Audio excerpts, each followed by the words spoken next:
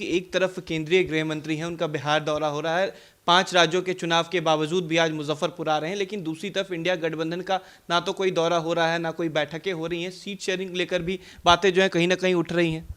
ये दोनों आदमी, हमारे प्रधानमंत्री जी, आदरणीय प्रधानमंत्री जी, आदरणीय गृह मंत्री जी, तो घुमंतू लोग हैं, घूमते ही रहते हैं।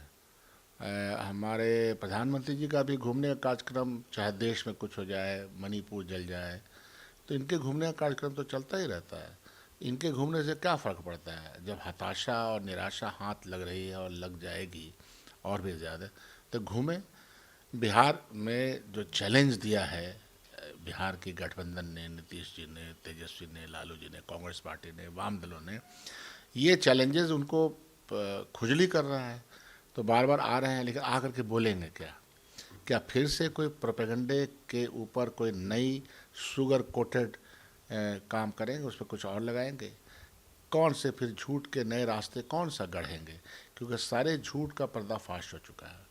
उन्हीं के बयानात हैं ना, 2013-2014 के बीच में जो बयानात आए, या 2019 में जिस तरह के बयानात उन्होंने जनता के सेवा के मामले में किया, तो क्या सेवा है? तो प्याज तक नहीं खा पा रहा है किसान। किसान की कीमतें दुगनी नहीं हुई। हम लोगों ने तो जो कहा वादा पूरा करने की तरफ हम बढ़ चुके हैं। हमको भारतीय जनता पार्टी और पूरी भारत सरकार एक मिसाल दे दे कि जहां वो उसने 1 लाख नौजवानों की नौकरी बांटी हो। बिहार ने और बिहार सरकार ने तो करके दिखाया हम लोगों ने। तो इसलिए अब उनके पास कुछ नहीं है, बुखलाहट है। कास्ट सेंसस को लेकर के वो फंस चुके हैं।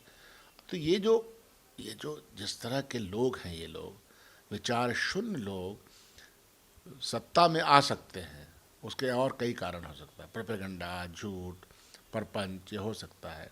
बहुत बड़ा तंत्र है, लेकिन गवर्नेंस का लूर भी होना चाहिए ना। Governance is a different part. Governance तो लॉजिक, पॉलिसीज़ पे चलती है, दिल के बड़ा होने पे चलती है, ईमानदारी पे चलती है। तो ये सब कुछ तो है नहीं। आपने तमाम उपकरणों का इस्तेमाल करना शुरू किया, और अब जिस उपकरण का इस्तेमाल करें वो खुद ही भ्रष्टाचार में फंसा हुआ है। 15 लाख रुपया लेते हुए ईडी पकड़ा जा रहा है। तो उसकी विश्वसनीयता पर भी आपने और आपके इक़दामात ने उसको भी परेशान किया। तो क्या बचा है?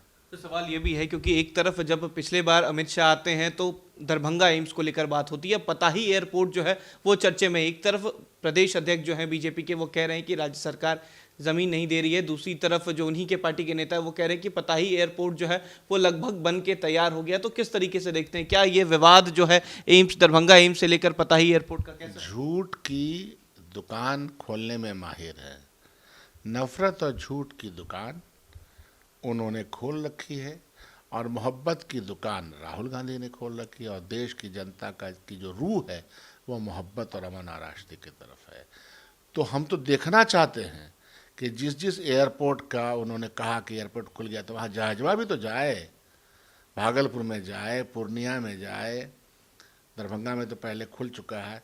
300 एकड़ ज़मीन का वहाँ ज़मीन भराई के लिए बिहार सरकार ने कैबिनेट में पास कर रखा है। आप सिर्फ एम्स का अनाउंस करते हैं, ज़मीन बिहार सरकार की जाती है, उसमें मिट्टी भराई का पैसा बिहार सरकार देती है। तो इसलिए हमने कहा कि आप कितनी बार झूठ को फिर से शुगर कोटेड बना के कितनी बार पेश करेंगे माननीय गृह मंत्री और प्रधानमंत्री जी?